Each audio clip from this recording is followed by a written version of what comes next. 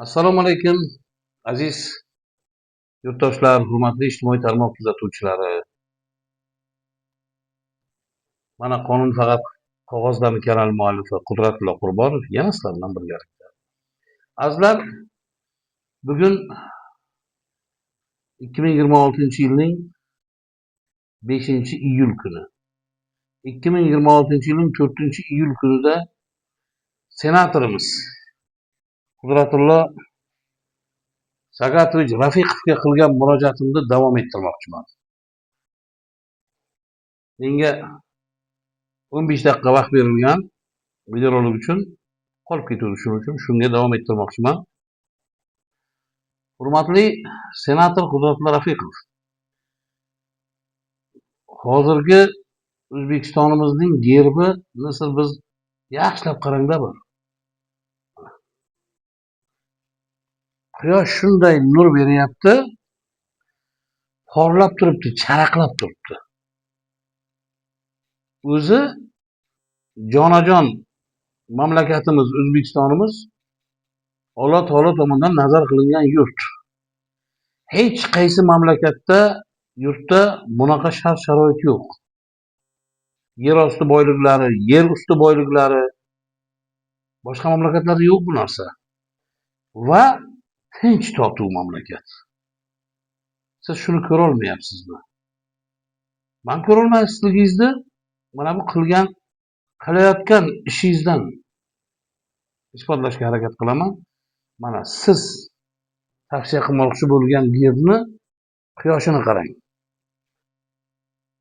Xuddi so'nayotgan yulduzga o'xshaydi. O'layotgan odamga o'xshaydi. Chunki o'zimizni chiroyli, shunaqangi did bilan yaratilgan gerbimizda quyosh porlab turibdi, charaqlab turibdi. Siz tavsiya qilganda esa quyosh botyapti. Quyosh botsa bilamiz, qorong'ulik bo'ladi, kechqurun bo'ladi. Nima siz mamlakatni qorong'ulikka yetalamoqchimisiz? Bir o'ylab ish qilyapsizmi? Mana bu sizni gerbingizda qalqon qo'yibsiz. Bu qalqon bitta o'zbek millatiniki emas. Nemislar ham, xitoylar ham, germonlar ham, yahudiylar ham hammasi qadimda qilich va qalqon bilan urush qilgan. Shu jumlada o'zbek xalqi ham. Endi bu qalqonni qo'yibsiz, bu qaysi mamlakatning gerbiligi bilinadi, o'ylab ko'ryapsizmi? O'zimizni gerbimizda mana shu siz qalqon qo'ygan joyga O'zbekiston deb yozib qo'yilibdi, mamlakatimiz nomi faxr bilan. Siz bu ishingiz bilan mamlakatimizga tashvish keltirmoqchimisiz? Musibat keltirmoqchimisiz? Mana bu siz yaratayotgan yer juda ham g'amgin yer. Men buni kommentariyaga kelgan izohlarda ham sizga isbotlab beraman. Xalqimizning bildirgan fikrlaridan bilsak bo'ladi. Mana hozir shu narsaga to'xtalamanda. Yozdilar, haqiqatdan ham o'zimizning gerbimiz, bayrog'imiz juda ham chiroyli. Odamni o'ziga jalb qiladigan xislati bor. Farishtali, rang ham ochiq. Uzr so'rayman dedilar. Uzr so'ramang. Uzr so'rayman. Yangi gerb juda ham xunuk ishlanibdi. Rangi ham tomni yurakni siqadigan, kavakni qovog'ini solib turadigan odamga o'xshab qolibdi. Sizlardan iltimos, gerb o'z o'rnida qolsin debdilar.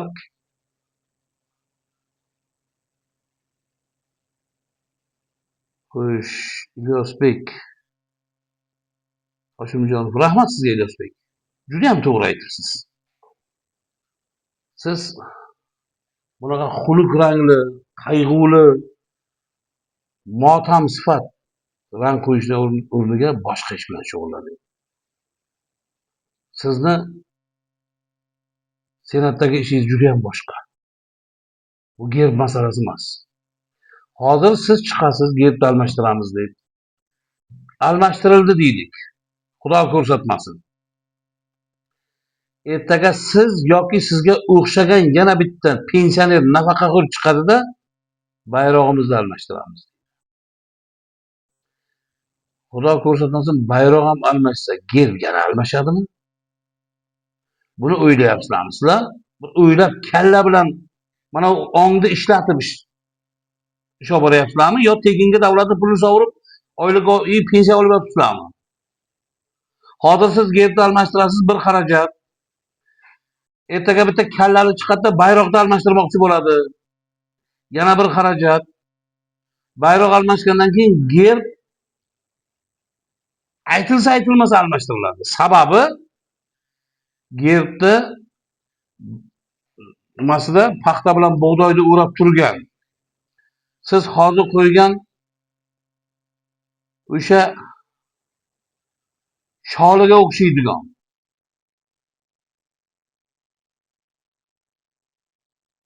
arpaga o'xshaydigan zaytun novdasini bog'lab turgan bayroq bo'ladi. Bayroq almashsa, gerb yana almashadi. Yana xarajat bo'ladimi? Nima sizlar xalqning pulini shilishdan boshqa narsani bilmaysizlarmi? Yo boshqa qiladigan ishlaringiz qolmadimi? O'rtoq mutasaddi rahbarlar, bundan ko'ra mana yozibdilar kommentariyada. Hozir o'qib beraman bunisini ham. Rahmat sizga. Yangi O'zbekiston qachon rivojlanadi? Qachonki qari pensionerlar kresloni bo'shatib yosh malakali kadrlarimizga berishsa, O'zbekiston rivojlanishiga sanga o'xshagan pensionerlar to'sqinlik qilyapti. Joyini bo'shatib yoshlarga berish kerak deb yozibdilar. To'g'ri? Bu kishini bu kuzatuvchimizning ismlari chiqmadi, ya'ni deb qo'yibdilar. Fikringiz uchun rahmat akajon. To'g'ri aytibsiz. Pensioner nafaqaxo'rlar joyini bo'shatsin. Sizlar o'ylanglar, qancha oylik olasizlar? Bitta rahbar, buni senatordagi nafaqaxo'r rahbarni oyligiga 5 ta ishchi olinadi, kamida. 5 ta ish o'rni yaratiladi. Ishsizlik kamayadi. Siz nafaqangizga chiqib o'sha davlat tomonidan berilayotgan nafaqangizni olib yashang, nima qilasiz? Senatorda, vazirlikda, rahbar lavozimida ishlang. Bo'ldi endi. Yoshlarga o'rin bering. Siz ham menga o'xshab sobiq ittifoq davrida tug'ilgansiz. O'sha sobiq ittifoq davrida o'qib, shu rahbarlik lavozimini egallagansiz. Bilasizmi shuni? Nima uchun endi sobiq ittifoq sarqit deb gerb chiqaryapsiz? Sizni o'zingizni almashtirish kerak. O'zingizni mana ongingizda sobiq ittifoq sarqit qolib ketgan, shuni bilasizmi?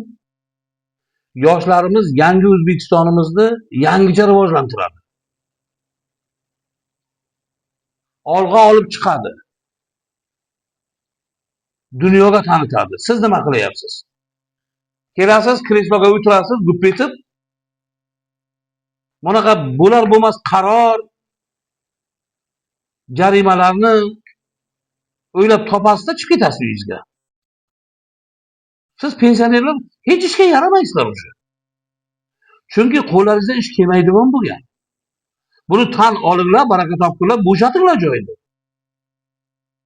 Nima keragi bor? Sizlarning hammalaringizni o'g'lingiz, qizingiz, kuyovingiz, keliningiz, nevarangiz ishli bo'lgan. Lekin xalq ishsiz-ku. Nimaga o'ylamaysizlar shuni? Yo shunchalik qiyinmi o'ylash? Nima xalqni g'azabiga uchramoqchimisizlar? Baraka topkurlar. Muhtaram prezidentimiz xalqning yashash turmush tarzini yaxshilash maqsadida qancha qaror, farmon qabul qiladilar. Sizlar esa, men ochiq aytaman,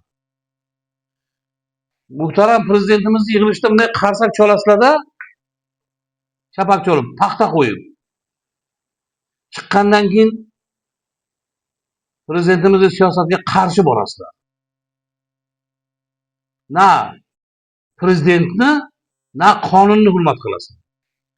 Agar sizlarda vijdon bo'lsa, ozginagina vijdon bo'lsa, mamlakat prezidentini, mamlakat qonunlarini hurmat qilganlaringizda edi, allaqachon 60 ga kirganda nafaqaga chiqib ketardingiz.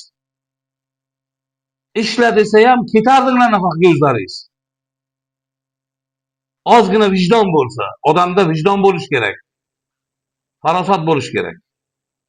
O'ylamang, siz ishdan bo'shab ketsangiz, siz tiskilayotgan mana bunaqa qog'ozlarni, bo'lar bo'lmas qog'ozlarni tiskilaydigan odam yo'q deydi. Yo'q, bor, topiladi. Sizdan yaxshiroq olib boradi. Chunki rahbar mana ishimni hech kim qila olmaydi yoki любой bir farqi yo'q. Ishchi mana ishimni hech kim qila olmaydi, men ketsam bu tashkilot to'xtaydi deb o'ylashi noto'g'ri. Unaqa o'ylamanglar. Ha, ketsangiz to'xtar ekan, sizni majbur chaqiradi. O'lib qolsangiz nima bo'ladi? Bu tashkilot qolib ketadimi? Bu mamlakat to'xtab qoladimi shu bilan? Siz ishingizni hech kim qila olmaydi deb bekor aytibsiz. Pensiyaga chiqib damlaringizni olingizlar, yoshlar ishlasin. Ishsizlik kamayadi, ish o'rinlari yaratiladi. Aytyapman-ku, bitta rahbarning o'rniga 5 ta 6 ta ishchi bo'ladi. Mana oddiy misol. Navoiy kon metallurgiya kombinati Shimoliy kon boshqarmasiga qarashli boshqarmada qancha rahbar ishlaydi? Har biri o'ldim deganda 30 million, 40 million oylik oladi. Yana ustiga kontrakt oladi ular. Ularga kontrakt nima keragi bor?